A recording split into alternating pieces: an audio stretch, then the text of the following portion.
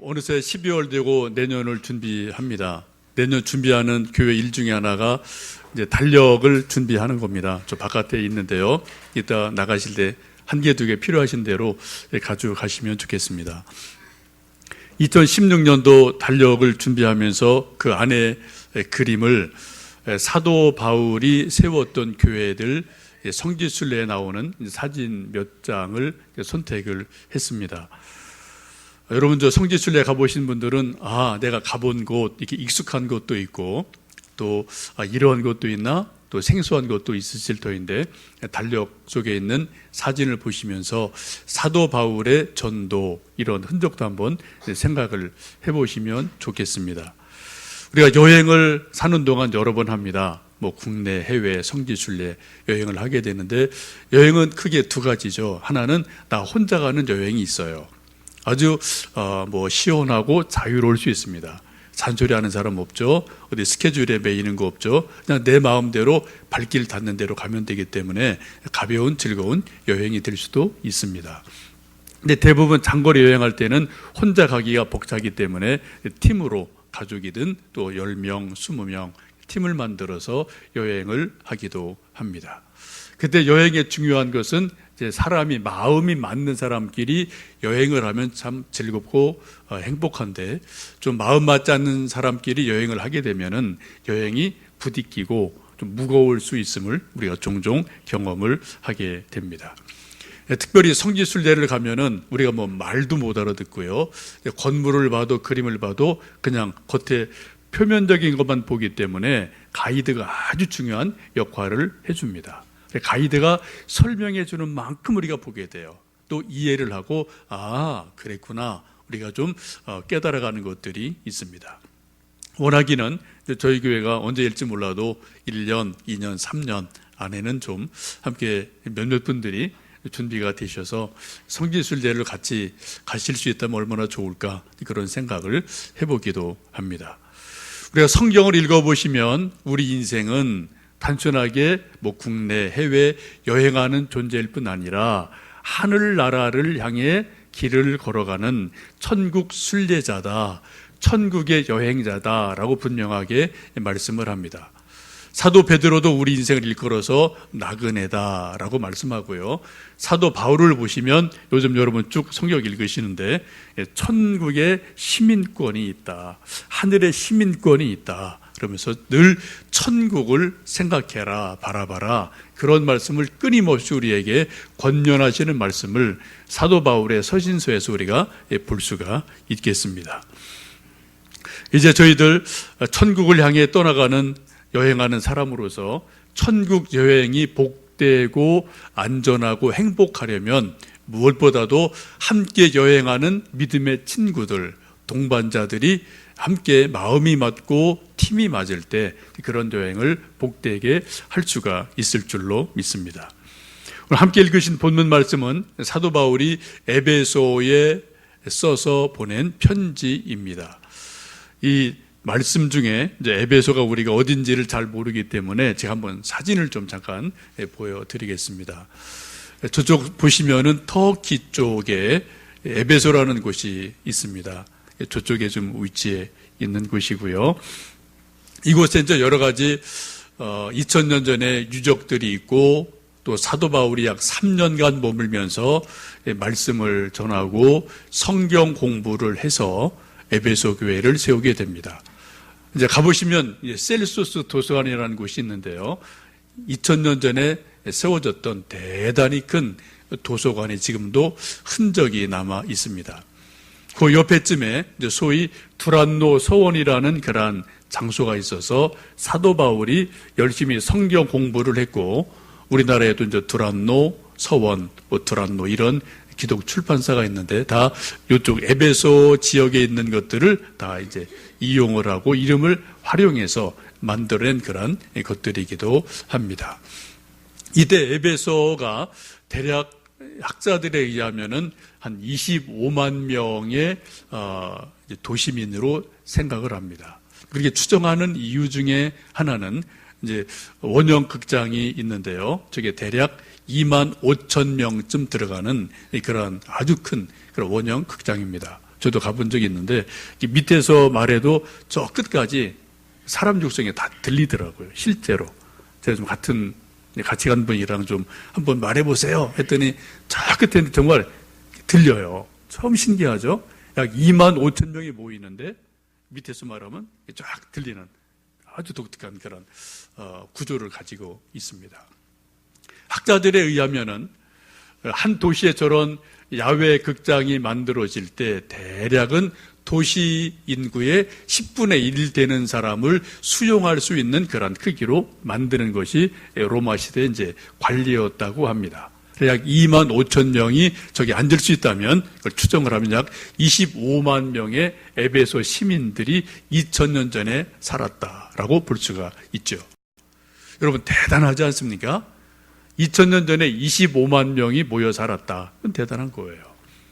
요즘도 우리나라도 보면은 뭐 지방 작은 도시 보면 5만, 7만, 10만, 20만 대도 그냥 괜찮은 그런 지방 도시일 수 있는데 2000년 전에 25만 명이라면 정말 아주 큰 도시임에 틀림이 없습니다. 또 이것이 유명한 것은 예수님의 모친 마리아가 말년에 사도 요한의 도움을 받으면서 이곳에서 쭉 노년을 사셨고 그분들의 흔적이 또 이곳저곳에 있는 것도 보실 수가 있습니다.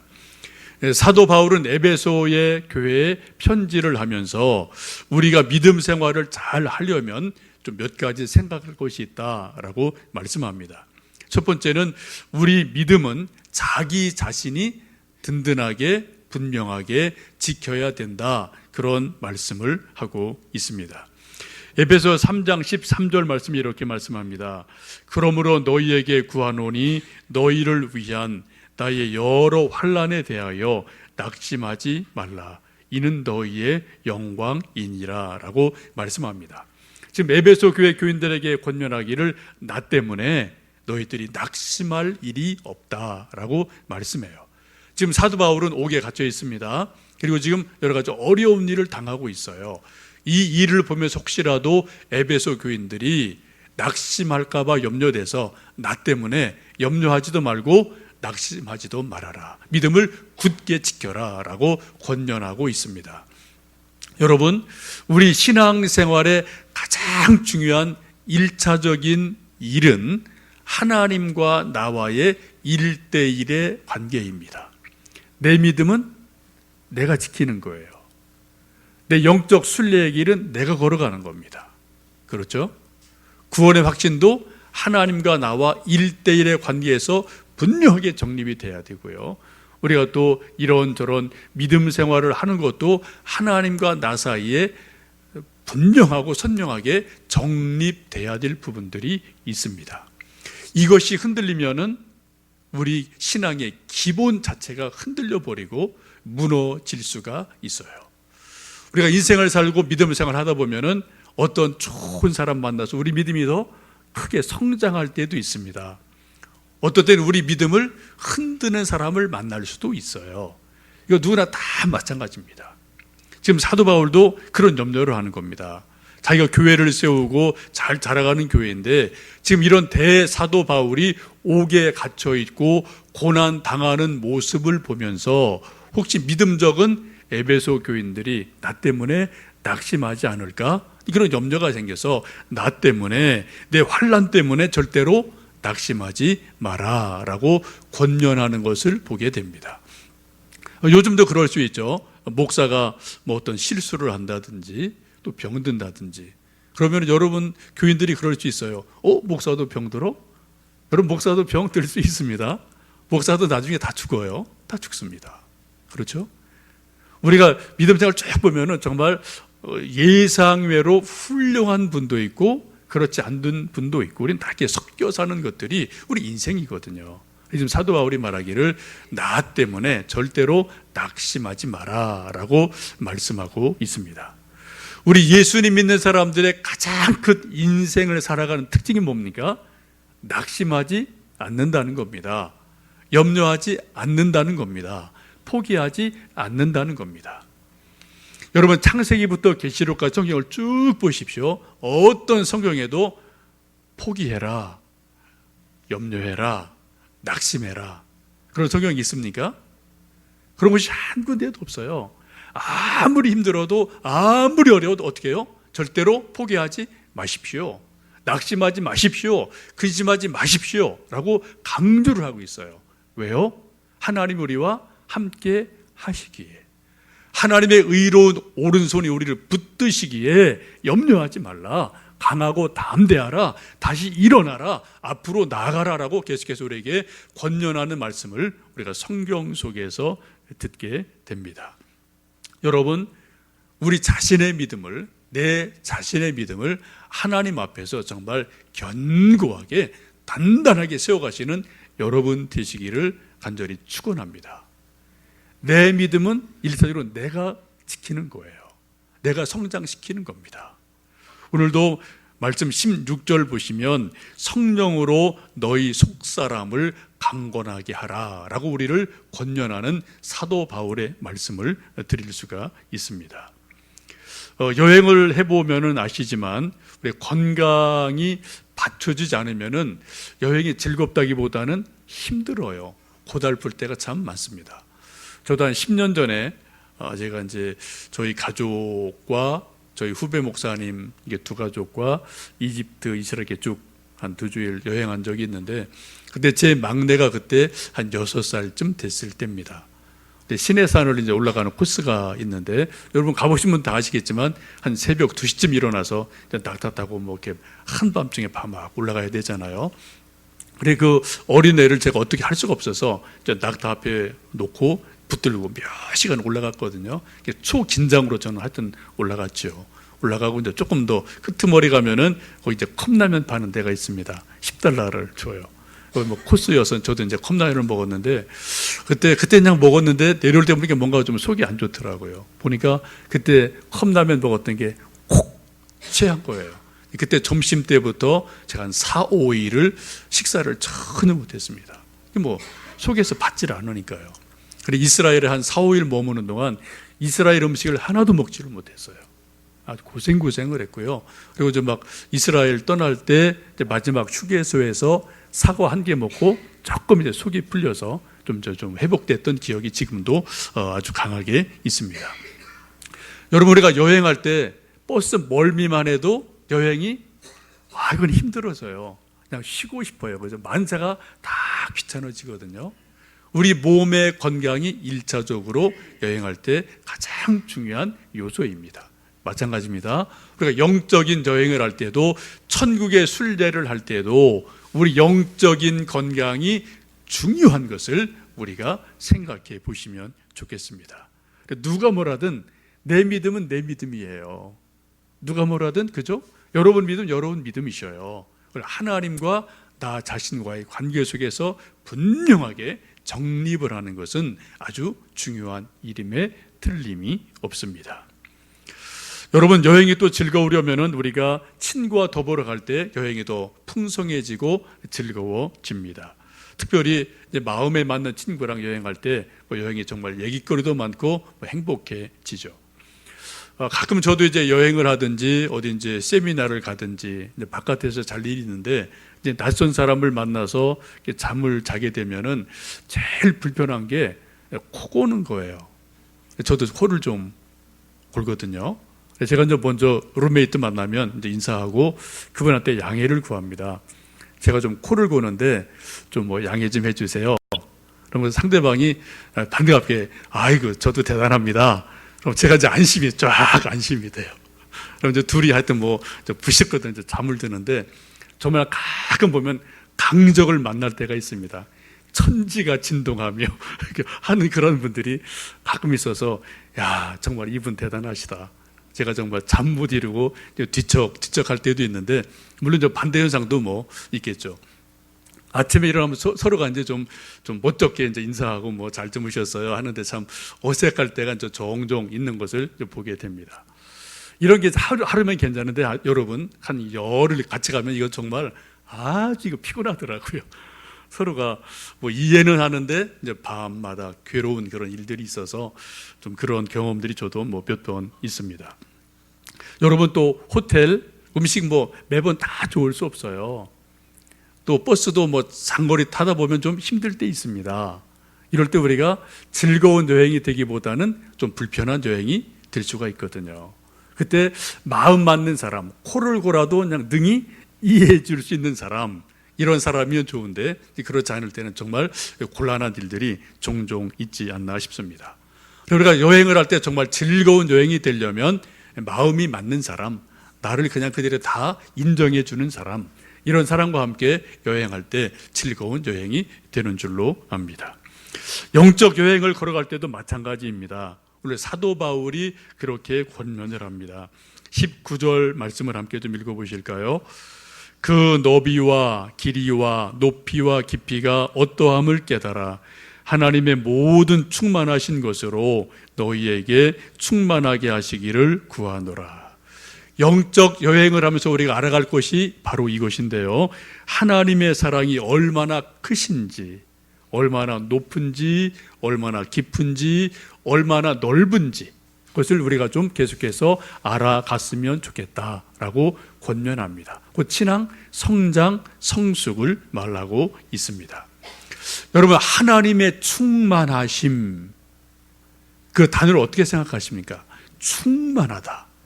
도대체 얼마큼이 돼야지 충만한 걸까요? 10, 100, 1000만? 얼마큼이면 여러분 하나님의 충만하심을 우리가 알 수 있고 또 느껴볼 수가 있겠습니까? 우리 사람들은 어떤 크기를 이야기할 때 우리 생각으로 다 표현할 수 없기 때문에 대부분은 수치를 붙여서 숫자로 크기를 나타냅니다. 1, 10, 100, 1000만 쭉 어떤 숫자를 붙이게 되죠. 근데 돈을 셀 때도 일십, 백천만, 천만, 억, 조, 경, 해, 하여튼 쫙 동그라미 계속 붙여가서 크기를 자꾸 이렇게 크기를 만들어 가고 있어요. 우리 사람들이 쓰고 있는 이 숫자 가운데 아주 큰 것, 우리가 뭐 상상할 수 없는 것들이 있는데 그 중에 하나가 소위 이제 불가사의라는 말이 있습니다. 여러분, 불가사의라는 말 우리가 가끔 쓰죠. 아, 정말 그 일은 불가사의야. 정말 불가사의지. 그런 말 우리가 쓸 때 있거든요. 흔히 우리가 또 세계 7대 불가사의 하면은 뭐 피라미드, 스핑크스 뭐 이런 것들, 정말 그 시절에 그런 거 어떻게 만들었지? 우리 상상을 뛰어넘어요. 우리 머리를 뛰어넘습니다. 불가사의라는 말은 우리 지성, 지식을 뛰어넘어서 머리 바깥에 있는 그 어떤 일, 이런 걸 우리가 흔히 불가사의다라고 이야기를 합니다. 근데 사실 이 불가사의라는 말은 수치를 나타내는, 단어를 나타내는 그런 용어입니다. 10의 64승, 동그라미를 64개를 쭉 붙인 게 그게 불가사의라는 단어예요. 여러분, 억이면 동그라미 몇 개 붙죠? 억 하면 동그라미가 8개 붙죠, 그죠? 8개만 붙여도 우리가 억 합니다. 그죠? 그것도 한두 개 더 붙으면 이제 막 졸아가면 이게 우리가 이제 생각을 넘어가는, 정말 우리가 말은 하지만 우리가 평생 그런 거 볼 수도 없고 볼 일도 없고 하여튼 그냥 그 수치로 나가는 그러한 거예요. 근데 불가사의라는 것은 동그라미가 64개예요. 우리 사람의 머리나 지성으로 도저히 이것은 헤아릴 수 없는 엄청난 거다. 이런 걸 말할 때 불가사의하다, 우리가 이렇게 이야기를 합니다. 이런 것이 이제 서구에도 있는데요. 어느 수학학자가 이제 이 숫자를 계속 계산하고 만들다가 너무 큰 수를 어떻게 이제 표현할 수 없어서 이제 만들어낸 표현이 있습니다. 그 표현이 구글이라는 거예요.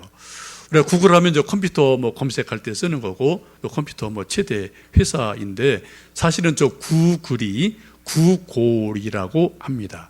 구골이 이제 잘못 스펠링이 돼서 구글이 된 거 그대로 쓰고 있다고 알려져 있는데, 구글이라는 그 숫자는 10에 동그라미가 100개 붙은 겁니다. 불가사의가 64개 붙은 거예요. 구글은 동그라미가 100개 붙은 거예요. 이건 우리 인간의 상상을 뛰어넘는 엄청난 거다. 거의 무한대수다. 그런 의미를 나름대로 이 중에 가지고 있게 됩니다. 그래서 우리가 구글을 검색하면 우리가 모르는 별의별 게 다 뭐 검색이 되고 이러한 저런 것들이 있는 것도 우리가 볼 수가 있습니다. 여러분, 하나님의 충만하심, 하나님의 크심, 하나님의 높으심, 깊으심, 이게 도대체 어느 정도가 될까요? 지금 사도 바울은 에베소 교회 교인들에게 말하기를 하나님의 그 크심을, 그 충만하심을 함께 좀 알아갔으면 좋겠다라고 권면하고 있습니다. 우리가 찬송 부를 때 그런 찬송 가사가 있죠. 그 크신 하나님의 사랑 말로 다 형용 못하네. 하늘을 두루마리 삼고 바다를 먹물 삼아도 그 큰 사랑을 다 기록할 수 없겠네. 이런 찬송 우리가 종종 부릅니다. 하나님의 사랑이 얼마나 크신지 하늘을 두루마리를 삼아도 바다를 먹물을 삼아도 그 큰 사랑을 다 기록할 수 없다. 이것이 우리의 신앙 고백이기도 합니다.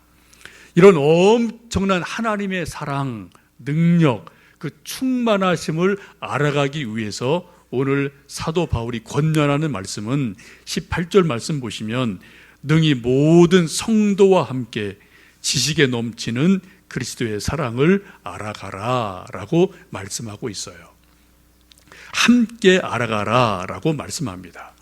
우리 신앙을 크게 두 가지로 보셔야 됩니다. 하나는 골방 신앙이 있습니다. 나 혼자만 살아가는 믿음 생활이 있어요. 이건 하나님과 나만 압니다. 동시에 우리 골방을 나와서 이런 교회에서 함께 신앙생활을 합니다. 또 순모임에서, 구역모임에서 혹은 남선교회, 여전교회를 함께 신앙생활을 만들어 가기도 합니다. 하나님의 그 크신 사랑을 충만함을 우리가 알려면은 오늘 사도 바울의 말씀 보시면은 모든 성도와 함께 알아가라라고 권면하고 있습니다. 혼자 있을 때보다도 더불어 있을 때, 함께 있을 때 하나님의 크심을 더 잘 깨달아 알 수 있다라고 우리에게 말씀을 하고 있습니다. 여기 이제 우리 고민이 생겨요. 여러분 순모임이 완벽합니까? 여러분 가정이 완전하십니까? 그리고 우리 교회가 완벽하십니까? 아닙니다. 초대 교회인 예루살렘 교회도 문제가 있었어요. 예수님이 교회가 불완전하다는 것을 아셨을까요? 아셨습니다.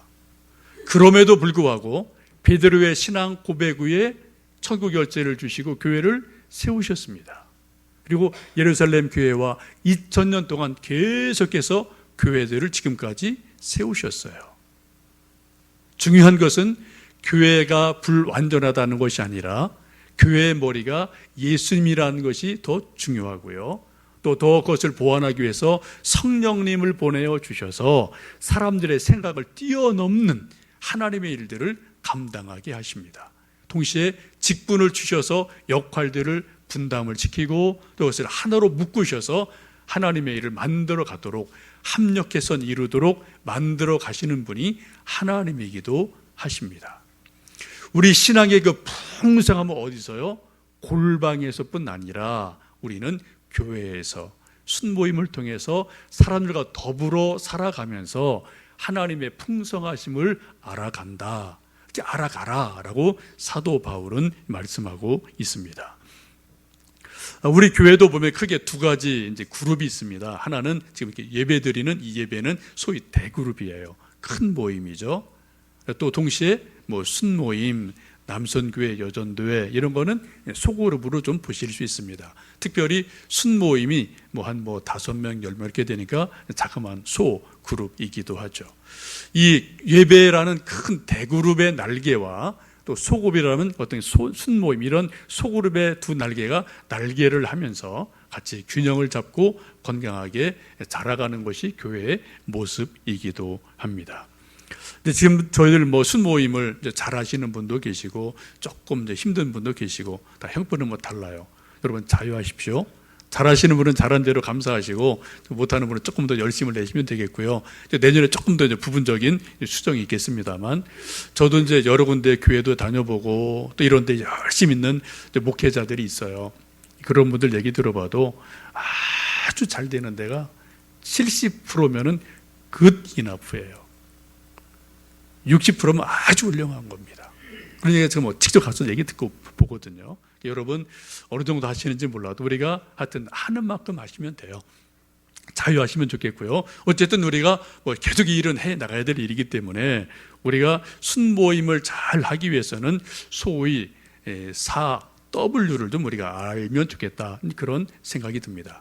첫 번째는 순모임 할 때 첫 번째 모임이 이런 것을 관심 가지시면 좋겠어요. 웰컴입니다. 웰컴. 환영해 주셔야 돼요. 반갑게 맞아 주셔야 돼요. 정말 님을 보듯이 멀리 갔던 가족, 돌아온 가족을 보는 것처럼 즐겁게 기쁜 마음으로 서로를 맞아주는 것, 이게 되게 중요하고요. 두 번째는 월십입니다. 찬양할 때 하나님이 그곳에 임하십니다. 이스라엘의 찬송 가운데 하나님은 임하셔서 영광을 받으시고, 우리가 찬송 볼 때 우리 마음이 또 열리고 우리 영혼이 하나님 향해서 이렇게 좀 해바라기처럼 이렇게 쫙 뭔가 열려지는 것들이 있거든요. 그래서 주님의 임재를 사모하고 기다리는 찬양을 진심으로 한 곡, 두 곡, 세 곡 부르는 월십, 이게 되게 중요합니다. 함께 또 기도하고요. 세 번째는 워드입니다. 하나님 말씀입니다. 우리가 모일 때마다 뭐를 해요? 결국은 이거 하자가 모이는 거죠, 그죠? 성경 함께 보고 또 말씀 묵상하고 자기 느낀 것, 깨달은 것 나누어주고 서로 격려의 소리가 말씀을 나누는 것, 이것이 세 번째이고, 네 번째는 워크입니다. 우리가 하나님의 은혜를 받았으니 또 하나님의 일을 해야 돼요. 서로가 위에서 격려해주고 서로 중보기도 해주고, 또 주님이 그렇게 원하시는 복음을 어떻게 전할까, 전도에 대해서 함께 기도하고 아이디어를 짜고, 또 주님 몸된 교회를 함께 세워가고, 또 서로 격려해주는 그러한 일들이 바로 영적인 일이 일어나게 됩니다. 이미 이러한 일들이 우리 안에 이루어지지만 조금 더 잘하기 위해서 저는 저대로 기도하고 애를 써야 되고, 또 여러분대로 기도하고 애를 쓰셔서 우리 예배 중에, 그것도 순모임 중에 저런 일들이 풍성하게 이루어졌으면 좋겠습니다. 소그룹의 장점은 사람들이 자기 속을 좀 털어놓거든요. 얘기를 하거든요. 그래서 저 사람 겉으로 볼 땐 이런데 속에 또 그런 기쁨이 있구나, 또 그런 고민이 있구나, 또 이렇게 많이 이분이 변화됐구나, 이런 걸 우리가 소그룹에서 우리가 확인하고 격려할 수 있는 일들이 아주 많이 있습니다. 사람이 사람을 만나면서 서로가 격려를 해주고 성장해 주는 일들이 아주 많이 있어요. 여러분 혹시 그런 일 있지 않습니까? 누군가를 보고 저 사람 겉으로 볼 때는 좀 이런 분인 줄 알았는데 좀 얘기를 해보니까 정말 깊이가 있는 분이구나, 정말 여러 가지 고난을 잘 이겨낸 대단한 저력이 있는 분이구나, 그런 걸 우리가 느낄 때가 있거든요. 여러분 어떤 사람은 바늘로 찔러도 꿈쩍 안 할 것 같은데 또 얘기를 들어보면은 정말 그 속에 눈물이 아주 많은 분도 있어요. 그런 여러 가지들이 소그룹을 통해서 이야기를 나누고 기도하다 보면 서로를 알게 되고 격려해 주는 일들이 우리 속에서 있게 됩니다. 사도 바울도 이렇게 변화된 사람이죠. 또 존 뉴턴이라는 프리덤의 그 주인공도 그런 사람으로 볼 수 있고요. 우리 한국교회 아주 전설적인 몇몇 선배들이 계시는데 그 중에 한 분이 김익두라는 목사님이 계십니다. 이분은 대단한 주먹을 쓰던 분인데, 이분이 예수님 믿고 나중에 목사님 되고 일제시대 아주 큰 부흥사로 역사하는 전설적인 분이 계셔요. 또 금산교회라는 곳이 지금도 있는데요. 이 금산교회 이자익 장로, 나중에 목사님이 되십니다. 이분도 한국교회 전설적인 분입니다. 6살 때 부모님을 여입니다. 그래서 고아가 되고 떠돌이 하다가 금산 지방에 와서 거기서 가장 큰 갑부인 조덕삼이라는 큰 지주집에 모슴으로 들어갑니다. 일제 초기 그때예요. 거기서 마부하고 모슴살이 하다가 어떻게 선교사 만나서 같이 교회를 가게 돼요. 그리고 같이 믿음 생활을 쭉 하다가 믿음이 쭉 자라고 세월이 흘러가서 교회에서 장로를 선출하는 일이 있었습니다. 그때 못하게 선출했으니까. 근데 놀라운 일이 벌어졌어요. 이 모슴인 이자익 성도는 장로로 선거가 됐고, 집주인, 대지주인 조덕삼이라는 주인은 떨어졌어요. 난리가 났죠? 어떻게 하면 좋겠습니까? 근데 대단한 것은 이때 이 조덕삼이라는 대지주가 일어나서 하나님께 감사드립니다. 우리 이자익 성도가 저보다 훨씬 더 믿음도 좋고 훌륭한 분입니다. 저보다 먼저 장로가 될 분입니다. 당연합니다. 라고 정말 진심으로 축복하고 격려를 해주는 그런 귀한 일이 일어납니다. 그래서 머슴을 교회 가서는 장로님으로 자기가 더 이렇게 존중해주고 섬겨요. 세월이 쭉 흘러가다 또 이제 이분이 이제 신학을 할 수 있도록 배려를 해줘서 신학교를 졸업을 하고 목사가 돼서 그 교회로 담임 목사로 오시게 됩니다. 오래동안 계시게 되는데 이분이 그러면서 총회장을 하시게 되는데 3번이나 연속해서 총회장을 하시는 그런 전설적인 분이 이자익 목사님이라고 계셔요. 금산교회 지금도 있어요. 거기 가시면 그런 아주 아름다운 정말 살아있는 전설이 우리 안에도 있습니다. 여러분, 이런 데서 우리가 뭘 봐요?